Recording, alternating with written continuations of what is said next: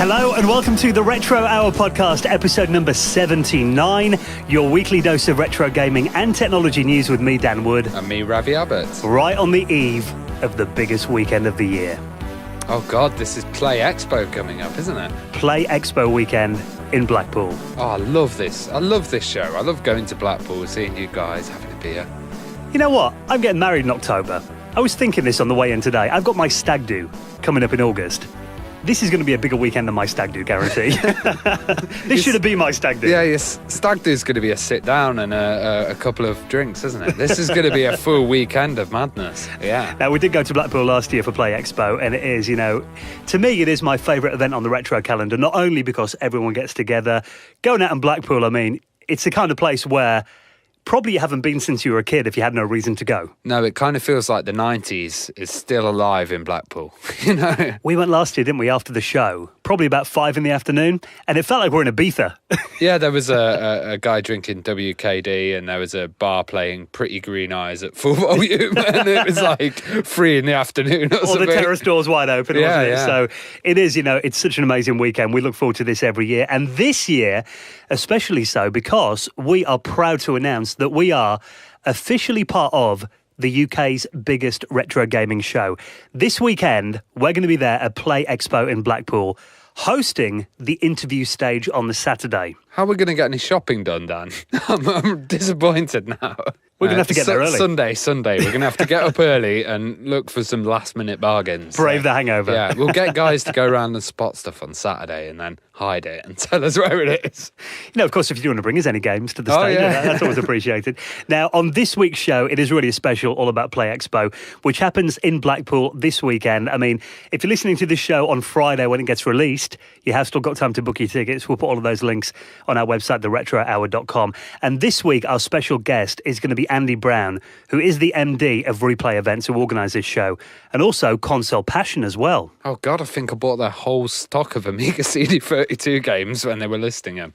Well, they are, one of the biggest retro retailers as well, aren't they? Yeah, the biggest kind of online independent retro retailer, away from eBay, So it is going to be interesting just to find out, how a retro retailer earns a living in this day and age, kind of the struggles of it, the stuff that works well, and also organising these massive shows. I mean, you think we went to Play Expo in Manchester last September, and it is like an aircraft hangar in that place. It is absolutely giant. And they also organise the gaming markets. So they're throughout the UK, and they're kind of, real trader places rather than all the showy stuff. They've just got hardcore game trading. And even like corporate events and Go 8-Bit with Dara O'Brien. They've been helping on that recently. So it's going to be such an interesting interview. If you are coming to Play this weekend, definitely stick around for this week's interview with Andy Brown from Replay Events and Console Passion. Now, I thought it might be quite cool just to kind of run through what we're going to be doing on stage on Saturday. Cool. Because we're going to be there in the talks area on Saturday afternoon from midday until around 5 p.m. So we've got some massive names that we're going to be interviewing. So if you like this show, if you listen every week and you enjoy the interviews that we do, essentially we're going to be doing a live Retro Hour podcast interview on stage. And if you guys can't make it, we are going to publish these interviews on the podcast. So, you'll be able to sit at home and kind of listen to them as you would a regular Retro Hour. The only difference is we're doing it in front of people this time. Yeah, so we'll either get booed or, stuff gets chucked at us, We can edit that bit out. It'll be fine. So it's going to start with Gary Bracey from Ocean Software. Oh, wow. We haven't really done much Ocean, have we? No, I mean, we've talked about, people that have worked with Ocean before, but getting actually the inside story of, what he turned around Ocean, didn't he? He really changed the fortunes of it with the kind of licensed games. Yeah. And getting all of the deals with those, Batman and stuff like that. Well, speaking of Batman, your friend and ours, David Pleasance, former MD of Commodore UK. We've had him on the show before. We're very good friends with David. And we're going to be hosting a little Q&A with him as well, doing an interview, and then also talking about his new book, Commodore The Inside Story. And obviously David was the man who put together the Batman pack, so that ties in really nicely. Oh, yeah. And I think having him and Gary on stage together to kind of talk about the deal and stuff like that is going to be quite interesting, because that's never happened before. No, and that was an iconic game for the Amiga, and an iconic film, actually. I quite like that one. And then after that, Mark Cale from System 3 is going to join us on stage. I'm really excited about this one, because he's just done some fantastic games and is the kind of legacy that System 3 have, it spans for such a long time period, all the way to, PC CD-ROM stuff. And he's kind of recently re-released Putty Squad as well, which was a lost Amiga game, so we can get all the kind of stories about that. Yes, that's going to be amazing. Games like Myth, Myth, yeah, and actually Constructor, they've done a new version, Constructor HD, and that was one of the first kind of, it was very like Theme Hospital kind of base game, but you were Constructor. I remember you had little properties with squatters in them. You had to kind of go and remove them. It's very funny. You like your building kind of games and stuff. Oh, yeah, yeah. You never stop, Ravi. All that mind's always on the go. That's it. So, I mean, normally we don't kind of tease ahead of our guests. We like to keep it a bit of a secret, but I think you'll agree. 3 pretty massive names. Oh, yeah. That are going to be joining us on stage at Play Expo in Blackpool this weekend. So please do come along. We're going to open up the floor to questions from the audience as well. And it's just going to be an amazing weekend. So if you're coming down, please do come say hello. If you can't make it, keep listening for those interviews in future weeks of the Retro Hour podcast. Well, we might not make it if we do what we did last time, which was put avoid motorways on the actual GPS. And how long did it take, Dan? Well, in my defence, it wasn't my sat-nav I was using. No, true. We took Joe's girlfriend's, didn't we, Charlie? Yeah. And I think her mum had been using it, yeah. And because it was the first time we'd driven from Nottingham to Blackpool last year. And I looked it up on Google Maps and it said 2 hours, 20 minutes. So I'm like, that's all right. About 4 hours later, it's very scenic route, but where are we going? Yeah, should it take this long? What's this village? We ended up getting stuck in a little town for about an hour, didn't we? Do you remember? Yeah, So oh God, yeah. This year we're going to leave very early at 7 a.m. Yeah. at the latest. We'll be there. We'll be there, and we'll see you on stage from midday on Saturday if you are going to be there.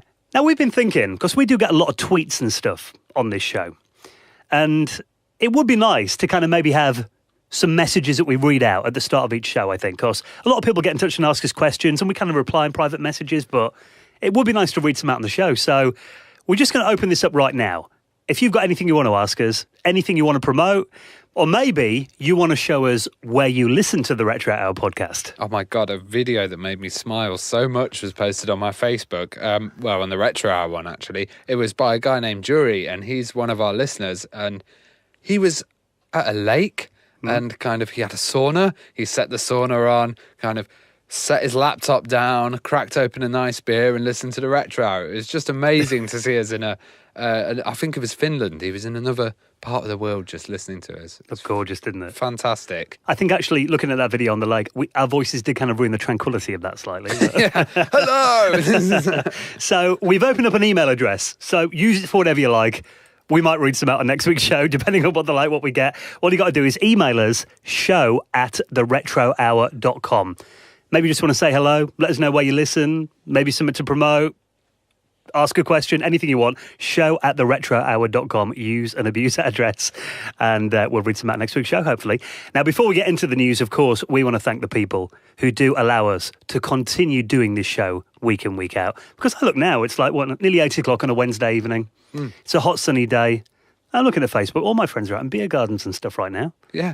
We're in here. Not that we mind. We love doing this show. We really enjoy doing it. Yeah, we do. And what's always nice is if we kind of get a bit of help, into the cost of running the show. Well, what was the thing that we had to do this week? T-shirts, flyers, all of that kind of stuff for the promotion at Play Expo. Yeah. So all of that has helped us kind of look a bit more professional. Yeah. So thank you so much, guys. And get the show out and about and get more people into it. It's always nice if we don't have to fork out the whole thing out of our own pockets. So thank you so much if you've made a donation to the podcast this week. Making the Hall of Fame, we want to say a massive, massive thank you to Steve Ruston, Andrew S. Baster, Henrik Anderson, and Nigel Clark, who all made donations this week. If you'd like to do the same, it can be as much or as little as you like. Every little euro, every pound, every penny, it all helps. Every Bitcoin. Yeah, we've got Bitcoin link as well. So all you got to do is head to theretrohour.com. We've got a PayPal link on there. Just fill in your email. It'll take you 5 seconds. Or the Bitcoin link is on there too. Right, should we get into some stories? Yeah, totally. Now, this really caught my eye this week. Last week or the week before, we were talking about that virtual reality Super Mario Kart arcade. Oh, yeah, that looked really cool. How's about this? Augmented reality Super Mario Brothers. Okay. Now, I'm going to put this link in our show notes at theretrohour.com. If you click on this YouTube video, go forward about 20 seconds. There's a guy who, augmented reality is. It's essentially wearing like a headset or glasses that kind of puts graphical generated objects in the real world. It would be like the thing that Google Glass was trying to do rather than the HTC Vive. You know, it's a layer of artificial layer over reality, isn't it? Well, this is on the Microsoft HoloLens, which is, you know, a similar kind of technology. And this guy, using Unity 3D, he's recreated the first level of the original Super Mario Brothers game, basically in a park. This is crazy because the guy's actually dressed up as Mario in the jumpsuit, and he's just walking through a park. Bearing in mind, only he can see what he's doing. Yeah. To everybody else, would be like, yep, let's avoid that guy. But it looks incredible, doesn't it? How much fun does that look? That looks amazing. It seems fake. That's how good it looks. Yeah. You know? And he's actually filming this. I've just read the description. It's in Central Park in New York he's doing this. Oh, wow. So, and you get to a bit here where there's like a hole, and you think, it looks like he's going to fall down it. So, you know, I like virtual reality is interesting, but I think this takes it to the next level, doesn't it? It does, because it's like our reality is so crisp and so nice and high definition. And this is just 8-bit blocks chucked in the middle of Central Park. It just looks so different. Imagine walking down like and seeing all this kind of stuff and having like, you know, like new wave retro music in your earphones. Oh, God. It sounds like Ready Player One, that. So if you do get 2 minutes, definitely worth looking at this video. I'll include that in this week's show notes. Now, classic magazines, I mean, you know, you think pre-internet, kind of the era that we cover on this show, like the 80s and 90s in particular. Really, magazines were king before the internet took over. And if we go back to the, you know, the good old days, Crash magazine on the Spectrum is, you know, obviously one of the most iconic British computer magazines of all time. How many people have we had on this show that have said they started their career either advertising in Crash, entering a competition, or writing a letter? Yeah. You know, all of these people interacted with that magazine, and it just helped create such a big, thriving kind of specky community. Well, the thing is, you know, we've talked to people on this show that went on to become like, you know, massive AAA developers. And you're right, they said, you know, I started by having one of my early games published on the cover tape of Crash magazine. It was such a big influence. And again, you know, I think anyone that kind of grew up in that era will remember, have fond memories of Crash magazine. Such an iconic publication. And now it is back. Oh, really? Wow. How, Dan? How has this happened? Well, this is our good friend Chris Wilkins. Ah, okay. I knew he'd be involved somehow. Chris is always behind cool stuff like this, isn't he? Either him or Sam Dyer. Those two guys have got this, you know, classic publications thing sewn up. He's obviously behind Fusion Retro Books. He's done stuff like, you know, the story of the Commodore 64 in pixels, History of Ocean software that we've talked about on the show before as well. And he did a Spectrum book as well, didn't he, not long ago? He's a machine. He is. And, you know, I met him actually at Revival a couple of months ago. Lovely guy as well. Now, what he's going to do is, this could be his most ambitious project yet. He's going to put out the Crash 2018 annual. Oh, that is mega cool. I thought this was like going to be a restart of Crash and they'd do subscriptions, but it makes so much sense having an annual. Well, the exciting bit about this is Crash actually went on quite a long time. It finished in 1992, and the final issue was number 98. So what he's going to do is, so this is going to be basically a compendium by the looks of it. You know, there's only, the Kickstarter hasn't launched yet. There's a little video just kind of showing a bit of it. So I think it's going to be like a compilation of some of the best articles from Crash from back in the day. But also, he's putting in there the long-awaited issue number 99. Ah, I'm sure it's going to be full of Bagley. Yeah, it better be. Yeah. For anyone that read that mag back in the day and always wanted a new edition of it, you've waited over like 25 years, but you're finally going to get the 99th issue of Crash magazine. So this is a Kickstarter then that's going to start soon? Yeah, it launches on 21st of July at 9:30 in the morning. So the Kickstarter, we haven't got a link to it yet, but we'll put it on all our social media links, you know, Facebook, Twitter. I hope that gets funded. That would be great. I'm sure it will. It's like... very fast.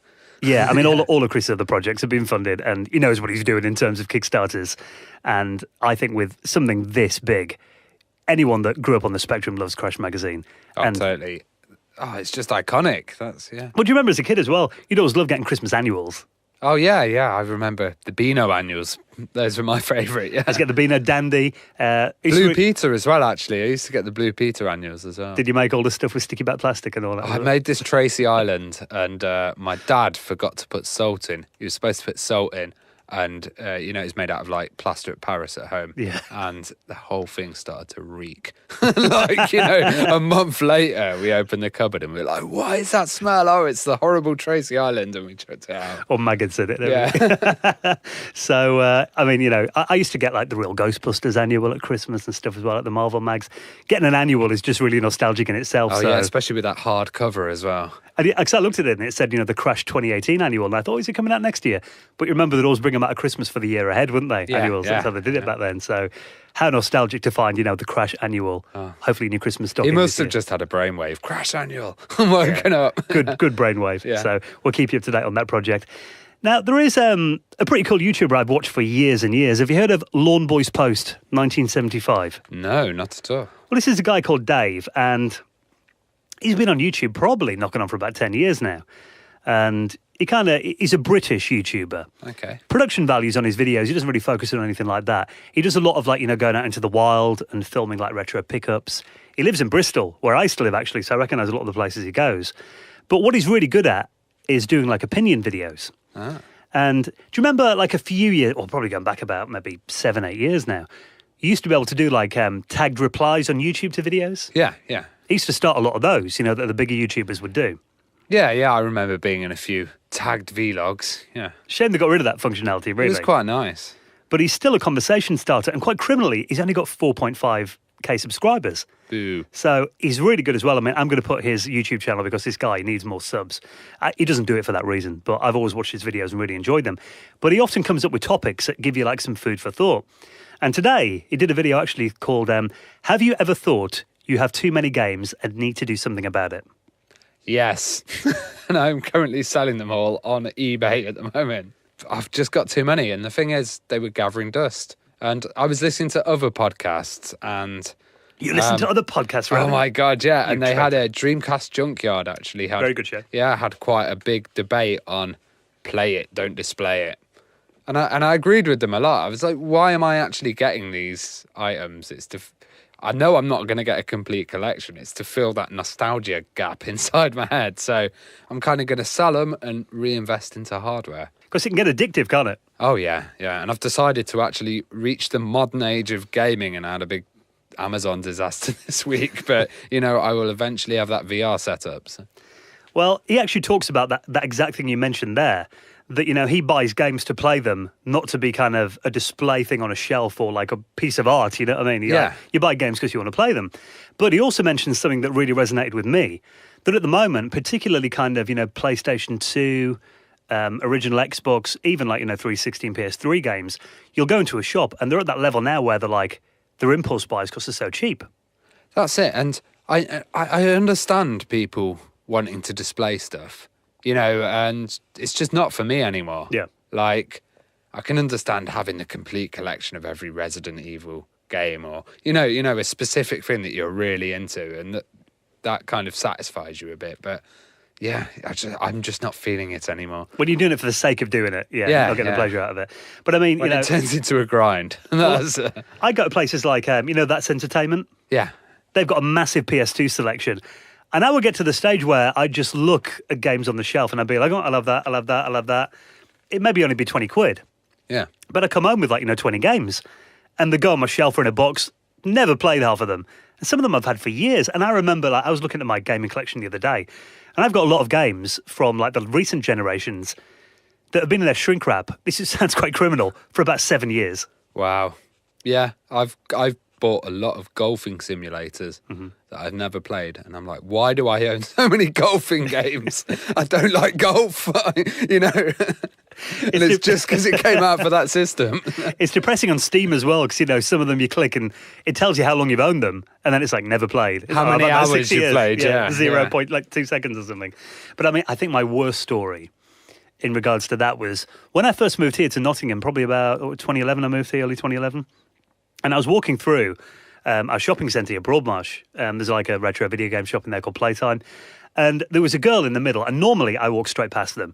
And she was, one of those girls with a little stool and a clipboard, trying to sign you up to a service. Yeah. I was in a good mood or something. Maybe she was fit. I don't know. I stopped and talked to her anyway. And she said, she clocked my video game bag. She goes, you into games, are you? I was like, yeah. And we got chatting. She's talking about, I can't even remember what it was now. It was one of those kind of, You know, like you used to get DVDs in the post. It was like a games kind of service like that. Yeah. I can't remember which one it was. Yeah. Like a Love Film or... I think it was Love Film when they did it, actually, yeah. And she said, you know, you can sign up now. If you don't like it, you cancel it. It's £5. You return it, you get a new one. It's £5 a month or something. And I must have had a moment of weakness, and I did. First time I've ever done anything like that. They sent me the first game in the post, which was like one at random. And it was a game called Brink. I kept that game for about a year. I saw that in a shop. The thing that eventually got me around to returning this, because I was paying £5 for this game every month. I saw it in CEX for £2. I thought, you know, I've just paid like nearly £60 for this game. Jesus. So, yeah, I eventually sent it back and cancelled it. So, never done that again. But there's an example of having games and just putting them on your shelf and not playing them. And I think you're right with Steam as well. Because with Steam, I'll be like, oh, this is on my wish list or this is on the sale and I'll get it. And then I'll never play with it again. I'd play 2 days and that's it. Yeah. I think there's actually a name for that, isn't there, where you've got too much choice?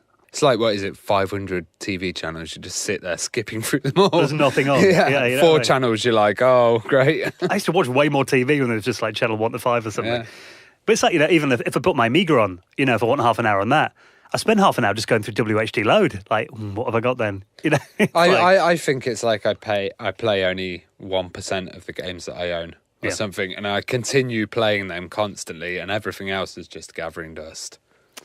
Pretty sad, isn't it? So. It is, yeah. So if you're kind of getting a bit frustrated with your own game buying, then I suggest selling it and buying more games consoles.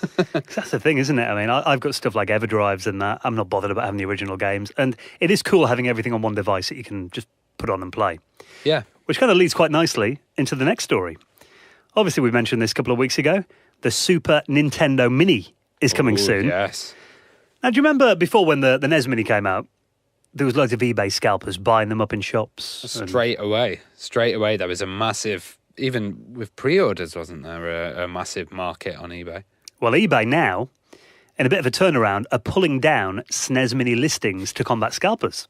If anybody could get eBay to do that, it'd be Nintendo, wouldn't it? You know, they'd be like, right. Well, that's the thing. I mean, there's an article here on Funstock Retro, and they're talking about, you know, did Nintendo come down from the heavens on them and, like, you know, make them stop it? Apparently not. It's always been in the eBay official guidelines that you can only advertise something for pre-order if it's ready for postage within 30 days of the listing. Okay. And this doesn't come out until 29th of September. So at the moment, those listings go against the rules. So they've been going through and just pulling them all down as soon as they go up. I suppose that's fair if it's against their rules. Yeah, and it's like... And also, I mean, I noticed that Amazon are limiting one console per customer. That's a bit weird. Yeah. I mean, I understand the whole, like, you know, we live in a commercial market, you know, the free trade and all that, but it is annoying if someone really wants to get their hands on one. And, you know, especially when it comes out in September, you think the holiday market's coming up then. Maybe a lot of people want to get them for, you know, relatives for Christmas and stuff. It is annoying if one guy's gone in and just bought the entire stock and then selling them for double on eBay. Yeah. I get, you know, enterprise and all that, but it's like, it is a bit unfair. It is. And, yeah, I don't know what to think of this because I've never pre-ordered anything or any kind of console, and I'm not really interested in those minis. I like the originals more. That's the thing, the original kind of hardware, but I can see why other people like them. And it's strange, isn't it? It's like there's this kind of now 2 tiers of retro. You've got like tier 1, which is the original, and tier 2, which is the remakes. Yeah. And yeah. So maybe there'll be a 3rd tier going on the 4K versions. But what I'm hoping is that, because, you know, we've talked about this before, that these kind of restyled mini consoles are more for the casual market, aren't they? Yeah. It's totally. A guy that will walk past like HMV's window and be like, "Oh, I used to have one of them," and he might pick it up. Nostalgia blast, yeah. But he probably hasn't played one for like 25 years. Not like us, who's got the originals and the flashcards and all that. Mega nerds. But what I'm hoping is it might be a bit of a gateway for people, and they might be like, "Oh, I remember, like, you know, I used to have a Mega Drive as well. Maybe look on eBay," and then, you know, I found a podcast about that kind of stuff. So. Yeah, there you go. If we could find any way to slip our podcast flyer into the SNES Minis, that would be good. Well, our good friend Paul Kitching has made us a rather nice flyer. Which, yeah, he has, and we'll make that available on the site if any of you guys want to print them off and wear them as a suit or make bed clothes. Hang on, Ravi, are you encouraging people to go to our website, download our flyer, go into shops and slip it into the boxes of SNES Minis? I think that's outrageous. Or they could make wallpaper, whatever. Obviously, we can't stop them if you want to do that kind of thing. Now, before we get into this week's interview, just a little follow-on from that, actually. Something for the original SNES heads here. There is a new mouse that's just come out for the SNES. Okay. I didn't. Was there any? What is it? Mario Paint, or is that the only supporting mouse game? Well, it's got me thinking. I was like, this is quite a niche product, even for like a retro thing. And this is the Hyperclick retro style mouse for the SNES by a company called Hyperkin. And they're selling these, a pretty decent price. It just came out this month, $19.99. And it comes in a box that looks like the original mouse. It's kind of got the American, purple colour buttons on it.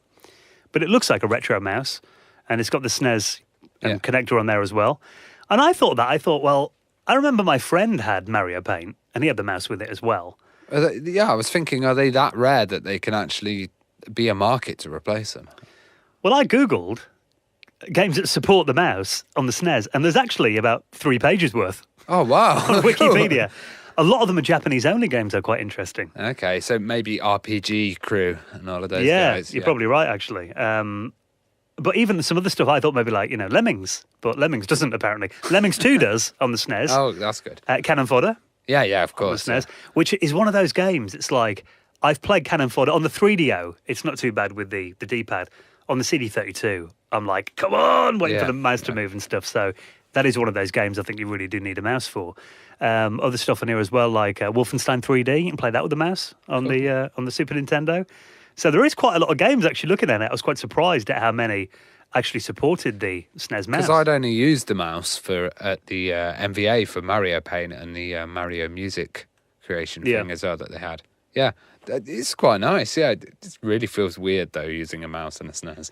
I remember when my friend had it. I had the Amiga 1200 at home, he had a SNES, and I went round and he got Mario Paint off his mum or something.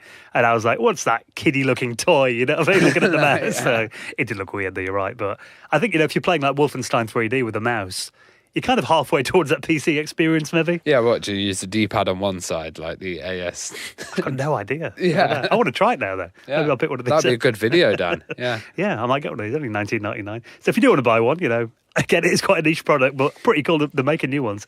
I'll put that in this week's show notes at theretrohour.com. Right then, well, thank you for checking out episode number 79 of the Retro Hour podcast. Nice early night for us tonight, Ravi. Yeah, got to save that energy for the stage. Yeah, we're going to go pick you up, crack of dawn tomorrow morning, set that alarm.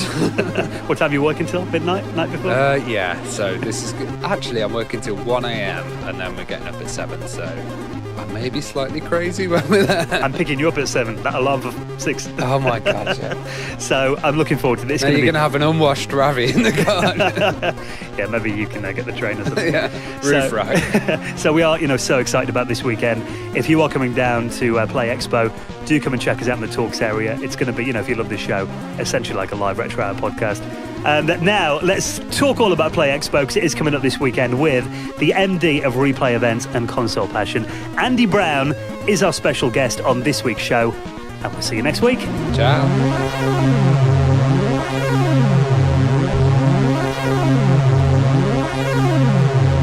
You're listening to the Retro Hour podcast as we get ready for the biggest gaming weekend of the year, Play Expo in Blackpool. And we thought to give you a little flavour of what's going to be happening this weekend, we get on the main man, Andy Brown, the MD of Replay Events and Console Passion. Welcome to the show, Andy. Hello, how are you doing? Very good, thank you. Now, obviously, very big event coming up in Blackpool. Play Expo Blackpool, which we did go to last couple of years. All such an amazing weekend, and we're looking forward to getting into the details of that in just a minute. But I thought it might be quite interesting to find out a bit about your personal history with gaming and computers. So where did it all begin for you then? What was your first ever experience with a computer? Well, pre-computers, before home computers became a popular thing, because I live in Blackpool, my first experiences with gaming would have been going to the arcades and playing things like Galaxian. What would have been like in the really early 80s.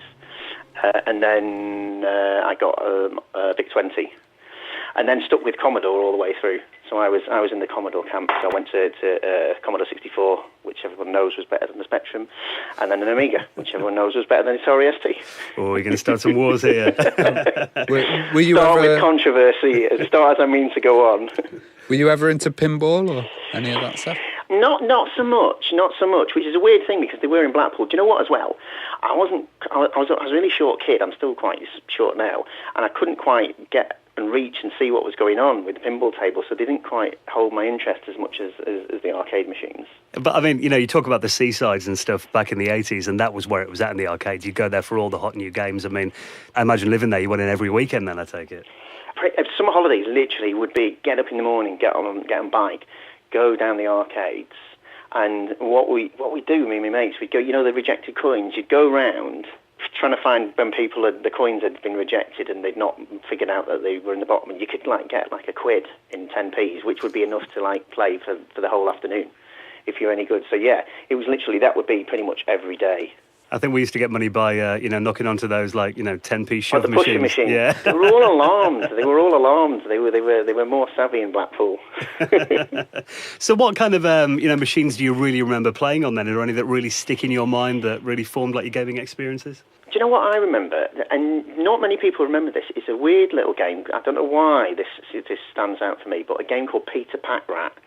And no one really remembers it. It was a really obscure game where you were this rat and you went around the tunnels and had to collect all these bottles and various discarded rubbish, and then you'd go back to your rat den. And no one else seems to remember it. Apparently it's a really, really rare game, but I always remember that one.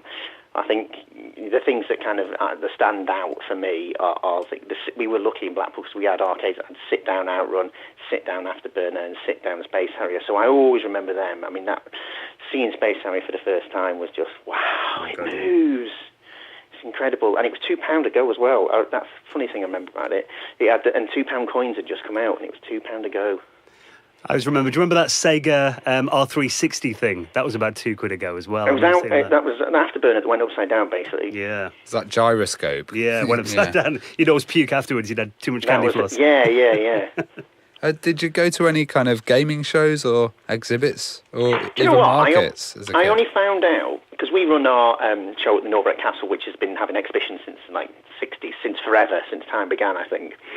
And when we first started doing Play Blackpool there, one of the guys who'd been at the hotel for years and years and years were like, oh yeah, we used to have the arcade exhibition show here. And I was like, what? How did I not know this? Literally on my doorstep for years was an arcade exhibition where you could go and play all the new arcade games. This was like in the 80s and 90s. I never went. I feel like I really missed out. It was hard to find stuff out in the pre-internet age, though, wasn't it? This is true. Yes, that was it. I mean, I'd get, same as everybody, I'd get all the magazines, but I think this was more something that was maybe a trade thing. So you had to be, I guess, own an arcade or have some connection to the arcade. So maybe it's not, maybe it's something I wouldn't have been able to go to, but I still feel like I missed out. I'm not bitter. You've made up for it since. Yes, that's it, yeah. Talking of magazines, I mean, which were your favourites when you were a kid then? Which ones did you always pick up? Well, like I said, because I was Commodore, it was Zap 64. But I read Zap 64 and Commodore User, and that was another thing. It was weird. You were either Spectrum or Commodore, and then when you'd chosen which side you were on, you'd then have to make other decisions. So you were either Zap or Commodore User. But I used to get them both. So too much time on my hands, obviously. Did you also kind of get into any games collecting, or were a lot of the discs copied or anything like that? I have no idea what you're talking about. I wouldn't have even known how to copy a disc. X-copy. Press play, record play. Yeah, because I think, we've talked about that on our show before, that it was such a prevalent thing at school. I mean, I think everyone had a playground copy party every now and then. There were, every school in Britain had them back in the day. That was it. And you get a twin tape deck, and you tell your mum and dad, oh yeah, it's so I can listen to music. No, it's just so you can copy games. Yeah, that's interesting music you've got on there, son. What's that? Well, it's really futuristic. Yeah, you wouldn't like it. Did you get into any of the consoles later on? Me and my brother had a Master System because I was a big Sega fan, like I said, arcades, Outrun and things like that. So when the Master System came out and, I found I could get Outrun on it, Space Harrier. Don't know why, I thought it would be exactly the same. I don't know, I thought my chair might move or something, or there'd be some hydraulic pack that you could fit in. So, we got the Master System. But then when the Super Nintendo came out, I was a bit older then. I think I was more towards when I was at university. So yeah, kind of lost lost my way a bit with gaming then, because alcohol and other things started to... I think we all had those years where you became cool for a couple of years. I'm still cool now, honestly. I didn't. But you made an interesting point there that, you would often, you go to the arcades because the games were superior to your home console. I mean, was there a stage when you started to see that kind of turn? When 32-bit era came in, so with the PlayStation came back in, the games, the arcade games were so similar. So I remember getting Soul Blade. Was it Soul Calibur? I can never remember which way around it was. Soul Blade, and it seeming like it was arcade perfect. Mm-hmm. So yeah, that was the point when the home consoles caught up with the hardware that was at the arcades. And now, obviously, it's the other way around. It's bizarre. Well, I know before we did the interview, you were talking about, you were playing the new Crash Bandicoot just before we started recording this. And the PlayStation it was such a revolution, wasn't it? I think it must have been quite an exciting time to get back into gaming after taking a bit of time away. Yeah, definitely. And it was a very different experience, I think, getting back into it. It was a much more social experience, whereas when my memories of gaming when I was younger was not playing games on my own all the time, but a lot of it we'd do, kind of after school, playing whatever, Manic Jet Set Willy, something like that. But then, you'd get your friends around and play Sensible Soccer or something like that. But when PlayStation came out, I remember going out, coming back home after going to a club, and like 10 of us all taking turns playing Wipeout and things like that. It was a very different experience, much more social. It felt like gaming kind of grew up with us, didn't it? Yes, yeah, definitely, yeah. That was it. I think that was that's what Sony did really well. They took gaming that was previously, I think, seen very much as, and I don't want to be detrimental to anybody that played games at the time that was older, but it was seen as a kid's activity, I think, and they made it a more mature thing. Part of that was by having games that were age-rated, but part of it was, very clever advertising and artwork and tuning into things that were cool at the time, like having PlayStation pods in clubs, in Ministry of Sound, using DJs and artists to promote it that were cool at the time. So that's how it kind of took it to an older generation, and it's never changed since then. It's never reverted back. So you're definitely in Sony's credit to do that. So how did you kind of move from that into, event organising, and did you have like a little trial run event or start small and get big? Well, I own a retailer. I own an online retailer. I own Console Passion, which is a retro games retailer, and that's a completely different story how I got into that. But doing events was, I'd done retail at lots of, there'd been smaller sort of retro game shows up and down the country, but nothing, they weren't particularly cohesive. It was maybe done in a pub or a small church hall and that type of thing. And then myself and the two previous directors of Replay, we looked to take all the different elements of the different shows that were going on around the country and put them all together in one collective sort of space. So make it a bit more organised, and that was the first Replay Expo in Blackpool. So that's how I got into doing events. Well, I'm interested in the story of Console Passion because, did you kind of notice a stage where retro gaming became of interest to people? It was a kind of a turning point when you thought this could be a viable business. I didn't ever start it out as a business. It was something I accidentally fell into.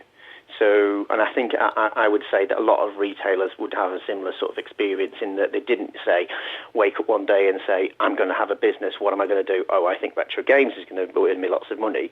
They would have been gamers themselves. They would have probably, initially bought big collections and then were selling off their collections in it as a way to to buy other games, and at some point would have said, actually, I'm making a bit of money here on the side, which is pretty much exactly how it was for me. Because it's quite interesting. I bought I got out of gaming for a few years, and I remember buying an Amiga 600 off eBay. And my housemate at the time, this was probably about 2006 or something, and he was like, oh, what do you want that old thing for? Laughing at it. This same guy now has got a Mega Drive, a Super Nintendo and stuff. So, were you always into these systems, or was there a stage where you kind of look back and rediscovered them? That was it. That's like I said, accidentally falling into having a business. I had a SNES when I was at university, sold it off, and I think it was like Donkey Kong Country was the game that I played and never finished. And then maybe 5 years later, when I was working full time and I had more income, because I sold my SNES console to buy beer probably or something like that, and I wanted to get the console again, so I bought a second-hand SNES which came with a bunch of games, but it didn't have the game that I wanted. eBay had just started, and I bought Donkey Kong Country on eBay, but it was quite a bit of money. But then I sold all the extra games that came with the SNES that I bought second-hand on eBay and ended up paying for the console and for the game that I wanted. And I thought, this is quite good. That was nice and easy, and just ended up doing it like that. Well, I always found that eBay, well, especially nowadays, is kind of extortionate with some of the prices. And Console Passion seems to be pretty reasonable, which is good. Does that kind of help you grow? It did. Do you know what? I will be honest. Initially, when I started the business, I used to get quite a lot of backlash for my higher prices. But how I used to sort of set myself apart from the competition at the time was I would only sell, and I still do, only sell games that are complete and boxed with their manuals. So, and my unique selling point was that when people bought from me, they knew that they were going to get what I would consider to be a collector grade item. And to a lot of people, that wasn't, and still isn't really that important. There's quite a few people out there that will just want to buy the game to play the game. So if they see, whatever game copy of X game, and it seems to be, 10 quid more than anywhere else, that doesn't make sense to them. But to a collector, if they know they're getting a game that's, got a mint manual and a mint box, that is very important.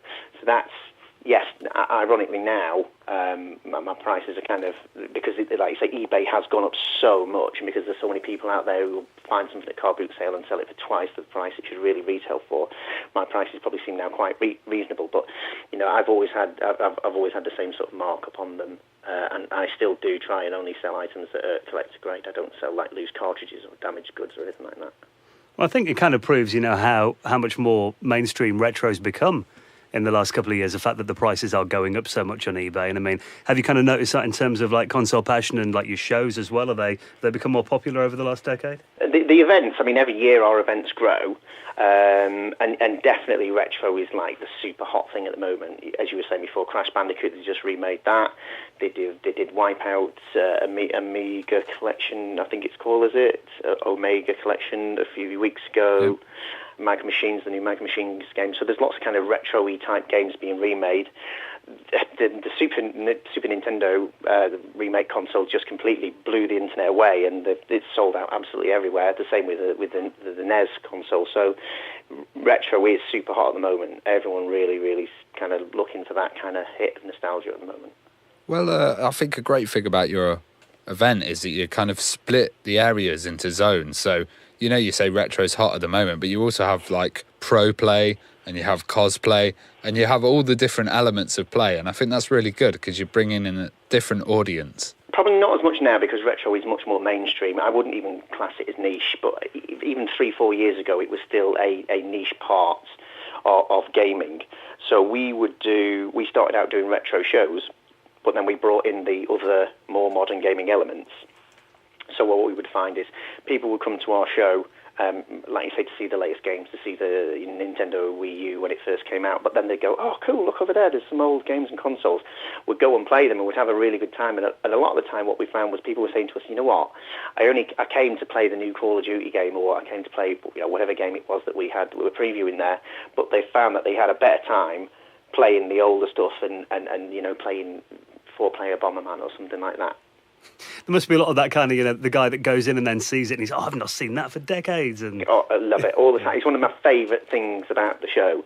In the few moments that I do occasionally get to walk around when I'm not running around like a headless chicken, just seeing people playing stuff and a little bit of people watching, if I can take some time out, seeing their reactions, especially when it's like families, dad showing the kids stuff, love that, or some bloke showing his girlfriend what he played when he was a kid. It really is, and I don't mean to sound like cliche, but it really is quite priceless to watch that, and it's one of the things I like the most. It's definitely the rewarding part of the business. You sit there, see those people having a really good time, and you think, well, it's actually all been worthwhile, doing this show. It was worth the hardship.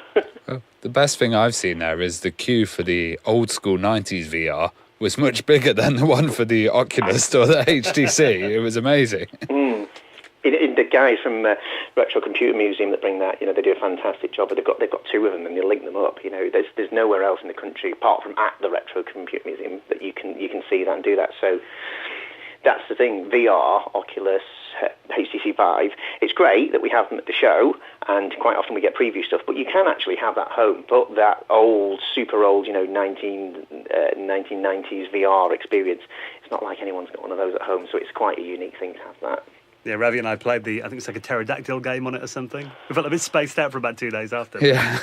Yeah, it's a bit weird, and it kind of makes your vision go a bit blurry when you come out of it. Well, I've found that I've gone to lots of kind of, corporate events and trade show. They have that kind of trade show feeling where they're trying to sell you something and they're kind of,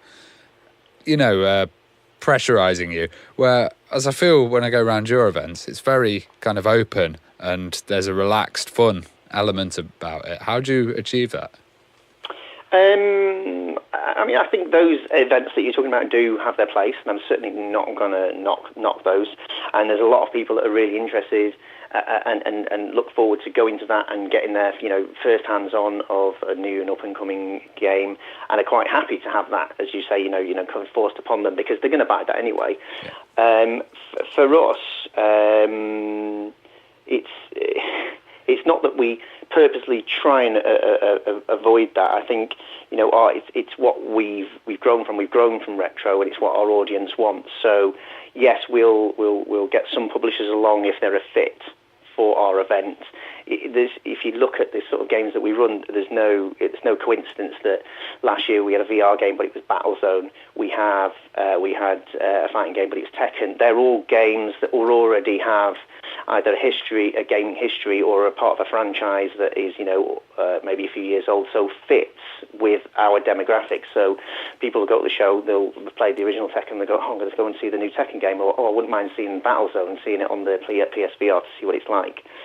I think if we stuck, the latest Call of Duty, and yes, there'd be quite a lot of people that'd be interested in playing it, but we wouldn't get the same reaction from our audience that we would, that say one of the big consumer shows in London do, because our audience are interested in playing a much broader spectrum of games, and would spend more time with indie and like you say, go and play some retro stuff and have a go on a retro tournament and play some arcade games and pinball. So it's not what our audience specifically would want. I mean, you mentioned the arcades there, and to me, that is one of my favourite things about play, just walking around and, seeing, you have hundreds of free play cabinets all there, and you're the queues for them are quite big sometimes because they're very popular, I imagine. But, I mean, for a guy like you that grew up in Blackpool, that it must be great and very nostalgic seeing all these machines again. Yeah, but I never had to queue in Blackpool, so there's an irony there. How do you get all the arcades in? Are these ones that you've got, or do you rent them in? Or? It's there's a company we've been working with for the last 5 years called Retro Games Party, and they provide all our cabs. We've got a really good relationship with James, the owner. He's a fantastic guy, very knowledgeable, gets new stuff in all the time. He's like a walking encyclopedia for electronics, so when something goes wrong, he can fix it. And it used to be really difficult getting all the arcade cabs when we started out, because it was supplied by loads of collectors who, they were great, we really appreciated it, but the logistics and the coordination of having maybe 20 or 30 different suppliers all over the country was a nightmare. So now having it done by one guy, and just knowing that we can leave it to him, and he's very professional, and he'll come in and he'll say, I'm going to bring these games, and I'm going to set it out in this floor plan, and here's what I need for my electrics. As an organizer, it's kind of what you want. It's the golden ticket. It's like someone who makes your life a lot easier, rather than having an element of the show that really is like one that you're kind of really dreading managing. And does he help with the pinball machines? Does he provide those as well? No. Funnily enough, that is a group of collectors. That's Northern Lights Pinball, bring all the pinball machines in, but they coordinate that all themselves. So at the start of the year, they tell me how many machines they're going to bring, what they need. We have a very kind of nice backwards and forwards conversation, and they say, we need this, this and this, and we'll bring in this machine. And then I give them what they need, leave them to it, and then they go and fulfill everything that needs. So it's great. So all those pinball tables are in there are owned by private collectors, and every year they bring them in and let everybody play them. So yeah, it's great, and those guys are great, so we really appreciate what they do for us. They're like a work of art, these pinball machines, like, all the analog relays and stuff like that. I just love the sounds and the look of them. And definitely, I think that's what people do like about it. It's something, that's the thing, I think, why people... I love arcades, but I can totally see why people fall in love more with pinballs, because it's a very physical thing and you can't emulate it. I know there's those pinball tables now where it's a TV screen that's on the flat and it's really clever, but it's the physical, it's the movement of it, and it's the unpredictable nature, and it's that whole noise and sound and shaking and movement that pinball has that can't, like I said, can't be replicated on a console. We know, as gaming enthusiasts, Ravi and I, we always look forward to your events. I mean, you've actually managed to make like kind of a gaming calendar of events throughout the year, and obviously, we've done like Blackpool and Manchester the last couple of years, but you've been expanding quite a lot. I noticed you had like events in Leeds recently. I mean, is it growing quite quickly then? Yeah, I think, like you say, as retro has become more mainstream, we've grown with that, and that's because there's been more demand for our shows. There was, I'll be honest, there was not concerned, but I had some trepidation when we launched Leeds and Glasgow. I was concerned potentially that might take some audience away from our existing show, because we know that a lot of people from Leeds come to Blackpool and a lot of people from Glasgow came to Blackpool, etc., etc. But it isn't. I think what we found is a lot of people that were already coming to Blackpool have said, fantastic, we've got our own local show, I'm still going to come to Blackpool. But now a lot of my friends that weren't necessarily going to go to Blackpool because they're not into gaming quite as much as I am, they're going to go to Glasgow, and then what that's done is it's introduced retro and our gaming events to a broader spectrum of people. So people that wouldn't have necessarily travelled so far as Field as Blackpool from wherever they live, but they'll go to their local event. So we're actually, as we expand, we're creating our own audience. Well, it's kind of like you're starting to get national coverage of events, in all of these different areas, and you're also doing these games markets, which seem massively successful. They are, but again, that was another element. We knew that they would do well, because we know there's, and obviously putting my retailer hat on, I know there's a demand from retailers and from consumers for there to be a no frills event. I'm not going to try and dress up what those markets are. They are just that. They are markets. They're not, they're not glossy and nicely branded like our Play Expo events are. It's very much, you turn up, you pay a small amount of money on the door, and you go and you walk around some stores and buy some stuff. And what we found is consumers were saying, or our attendees were saying, we love your events and we love shopping as well, and we're really torn. It's like, we want to get there, we want to do some shopping, but we haven't got a huge amount of time because you've got lots going on at your event. So that's, there was already some markets around. I'm not going to say we came up with the idea, but that's why we knew from what our audience was saying to us that it would be successful. But my concern as an organiser was, well, is that going to mean that our exhibitors won't come to our events because they're just going to do the markets? But because, as we said before, retro's become so popular, there's actually enough demand for them to do the markets and our own events. And I think as well, I love actually going to the markets because you can actually see the products and examine them yourself. And also, you often get better prices than you do on eBay as well, I find still. Yeah, and there's some haggling. That's part of the fun. The guys that work on Console Fashion in the store, they're always happy to, if someone will say, if I buy this and this and this, will you give me a bit off? And, it's a bit of banter and that kind of thing. You don't get that when you buy it online. And as you say, you can't physically inspect something. And if you are a collector and the condition of the box and the cartridge and the manual is important to you, you can get those out and you can look at a market, and that's why they do well. That's why the collectors like them. But then also they're appealing to people that are just casual. I think people come along saying, I just wanted to come along and check this out, and I saw you had a PlayStation, and I've not played PlayStation for years, so I went and bought a PlayStation. So I think the markets are an opportunity for people to maybe get back into retro game, or to get into retro gaming and to get into collecting for the first time as well. See, I'm collecting for the Atari Jaguar at the moment, but you've got to get there pretty early in the day. I think I had one Jaguar game last show. It's not my biggest seller, I'll be honest. I probably bought it. It probably was. I was collecting for CD32, but I've given up because I know there's no way I can get a complete one with that. Yeah. So you also do kind of hires and corporate events. You've worked with some companies like the Gadget Show, displaying some stuff on television, and also the BBC. What's your most interesting kind of job been? We do a lot, actually. The corporate stuff we do in fact, we probably do more corporate events than we do our own events.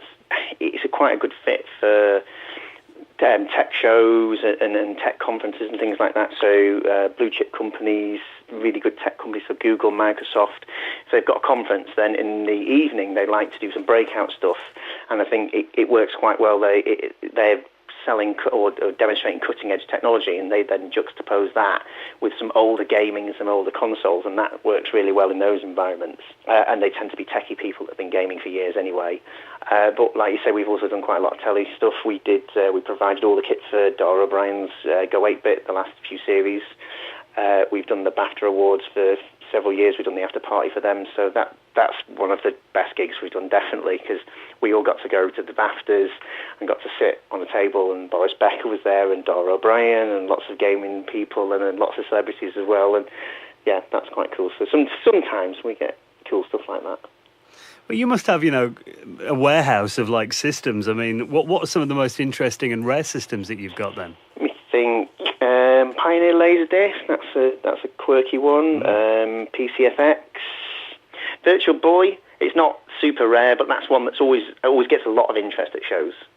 The Virtual Boy, because again, it's something that isn't quite able to be emulated because of the 3D nature, and it's a weird looking console, and it's red, and whereas other consoles at the time were grey, it's this bright red thing. So I think that's quite a cool thing that we have. It's one of my favourites, and that and the Vectrex. I love the Vectrex. I still think it's one of the coolest consoles ever. Yeah, Ravi's quite keen to get his hands on one. Oh, yeah, and we've got. I'll tell you what we're doing this year at Blackpool is we've got a few Vectrexes with 2 controllers, so we're going to have 2-player games on the Vectrex. Oh, wow. Oh, I've got to give that a go. That's the only time I've ever seen Vectrex or at your events. You would not believe how many of them we go through a year. We must go through like 4 or 5. They're like 30, 40 years old, and we get them in, they've probably not been switched on for like 5, 10 years. They've been in people's attics and things like that. And then we run them for like 10 hours, being hammered for 2, 3, 4 days. And at the end of it, they just go, no, that's it. I've had enough. So in the warehouse, which we do have a warehouse as well, there's a shelf, and it has, honest to God, about 20 Vectrex that I keep saying, I'll find someone that repairs those one day and get them fixed. We could literally do a Vectrex tribute show if we got them all fixed. We've got that much. We've got that many consoles. Any Vectrex engineers listening? There we go. Yes, please do get in touch. contact@replayevents.com. Well, obviously, I mean, we're all very excited about Blackpool. I mean, what would you say are going to be some of the highlights this year? Then, what are you looking forward to? I'm looking forward to. We have a staff party on the Saturday night. So by the time Saturday comes, my job as the organizer is pretty much done, because the team take over and run the event, and I'm just firefighting. My work's all done beforehand, so it's my hair down time on Saturday night, and everything's set up, so we literally, there's only about 40, 50 of us in there, so we can pretty much play on anything we want. And because we've got a sit-down outrun and a sit-down afterburner, that's pretty much where you're going to find me most of the night. That's what I'm looking forward to. A bit sleep-deprived on the Sunday, then, I imagine. I've got 2 young kids, so I'm permanently sleep-deprived. Well, you made an interesting point there. It must take quite a long time to set up the showroom, though. Blackpool takes 2 days. It used to take us 3. We've pretty much nailed it now, because the team, we do about 14 events a year, and then all the corporate ones, it can be like 20, 25. And so, we've put some great systems in place to get stuff set up quickly, and we do the shows quite regularly, but we're much better at doing them than we were in the early days. I'm not joking, it was so difficult at first, having 30 different CRT TVs, all with different remote controls, needing to tune them all in. Now we've just got every TV's the same. We don't use remotes because you control them from the front. We don't use RF, we've got SCART. So just over the years, we've learned how to set up a lot quicker and get everything done a lot quicker. But Manchester still takes 3.5, 4 days. That's our big one. Yeah, it's a massive venue, though, isn't it, Manchester? Yeah, I mean, it takes because it's 16,000 square metres, which when the venue's empty, you look at it and it seems twice as big as it actually is. And I still, when I go in there, the first day of the show, we mark out with chalk. So we've got a floor plan, and we mark out where everything goes, and then the team come in and they drop the electrics and they build. And at the point when I'm marking out with chalk, I'm like, wow, we're never going to do this. We're never going to get everything set up. It just seems such a huge uphill task. But we have 50 people working on play, over the 5 days that it takes, and we get it done. But yeah, it's hard work. Well, I'd never taken Dan to a retro show, and one of the first ones we went to was Play Manchester, and just the size of it, it's phenomenal. I couldn't believe that there was a show that big still going on, you know. Well, it's like an aircraft hangar, isn't it, that place, when you walk in, I imagine. Look at it. It was the distribution warehouse for Argos. That's what it was previously. So that's where Argos had all their goods, and they stored it. It's one of the biggest spaces in the country. I think it's the third biggest exhibition centre. So, 16,000 square metres. There's a lot of space to fill. So for people that may not have made the trip to Play Expo before, and they might be thinking of coming to Blackpool this weekend, I mean, what's going to be happening at the show? Then what can they expect to see? As well as all the stuff that we would expect at a gaming show, so tournaments and lots of retro and arcades and pinball, all the things we've talked about. I think a lot of the things that people are most interested in when they come to our events is the guests. So we've got some great guests this year. We've got David Pleasance, who was the former MD of Commodore, and he was the guy who oversaw the rollout of the Amiga and did all those fantastic packs like Batman Pack and all those. Did all the deals with Ocean and things like that. We've got, who else? We've got System 3. So we've got Mark Hale, who's been the MD of System 3 for the last 30, 35 years, something along those lines. System 3 did Last Ninja, Myth, and Constructor, I think, was one of the more recent ones they did, and a Ferrari racing game. So they've been in the industry for 30, 35 years.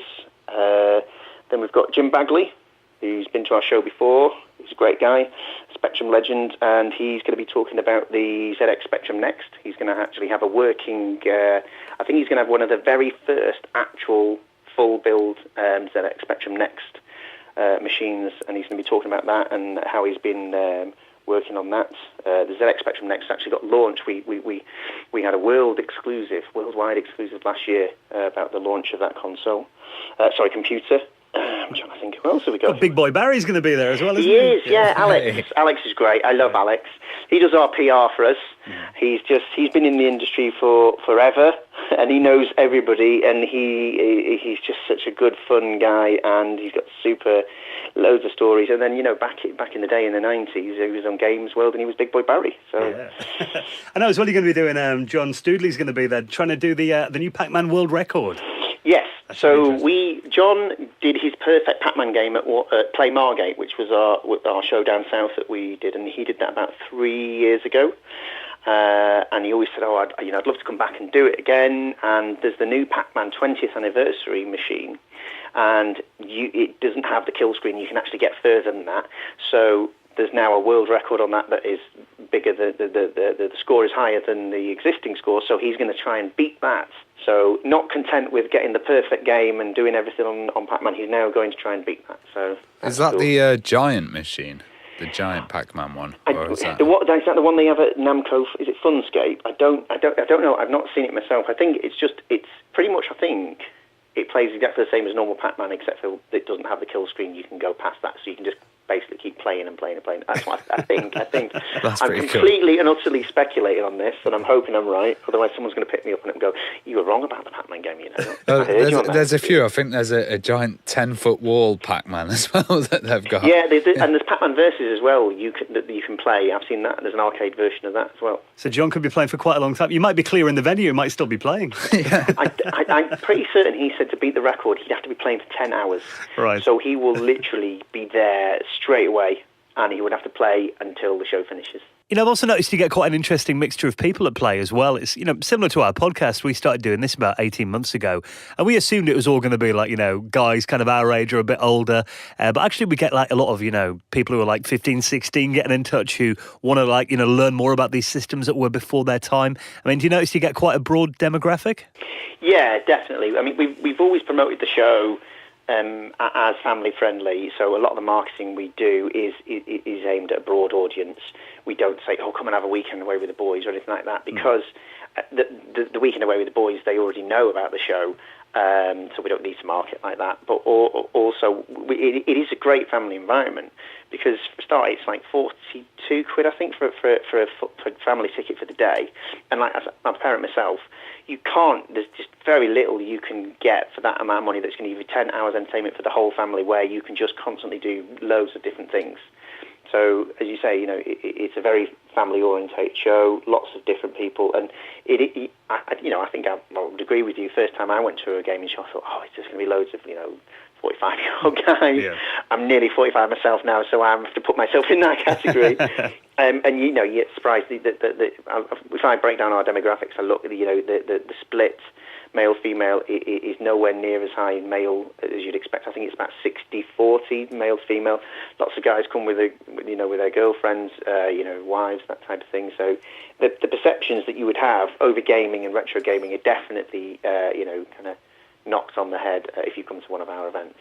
And you're right, it's a great place to kind of take kids and just get them completely worn out playing games. That's it. That's it. There's loads of parents write to us. No, they don't. I was going to say, thank you. My child slept last night and we had a break. The kids did. The kids come and I get asked this a lot. What's the kids' reaction when they see the games? And the first few times I saw it, I thought the kids are going to go, what's this sort of thing? Petulant kids not interested, but they're absolutely fascinated by it. The dad's showing them, and then by the end of the show, you see the kids, and the kids are more interested than the parents. The dad's kind of got a bit bored, saying, I don't play that anymore. The kids will just be completely hooked on it, and it's because the same reasons that they appeal to us still apply. That simplicity, that addictive nature of them.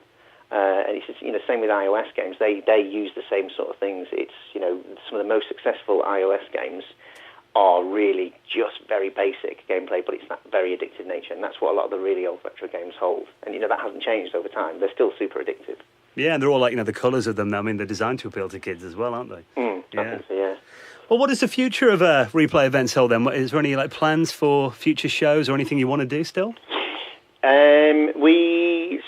As well as doing our own events, we do we work with a company called Showmasters who do the big Comic Cons all up and down the country. In fact, they do them in Europe. So we do all their Comic Cons. So we're doing Film and Comic Con London, which is like 100,000 people. It's insane. You think Manchester's big? That's just in London. It just eclipses anything we do. We run their gaming zones, and we've got some shows in Europe coming up. So we're doing Amsterdam and Dortmund, I think, this year, and we're looking at other new areas next year. So that's a bit of a jolly for the staff. I've got no shortage of people wanting to work that, funnily enough. A weekend in Amsterdam, yeah. I'll work that. It's not a hard sell, is it, that one? It isn't, no. I didn't have to twist anyone's arm. Well, Andy, we can't wait for Blackpool. It's always one of the gaming highlights of the year for us. So we're extremely looking forward to it. It's been great to have you on the show as well. Well, thank you very much. And hopefully you'll get some time to at least play a couple of games this weekend. Well, like I said, Saturday night, that's it. You know where to find me. If you peer through the window, you'll see me sat on Outrun or After.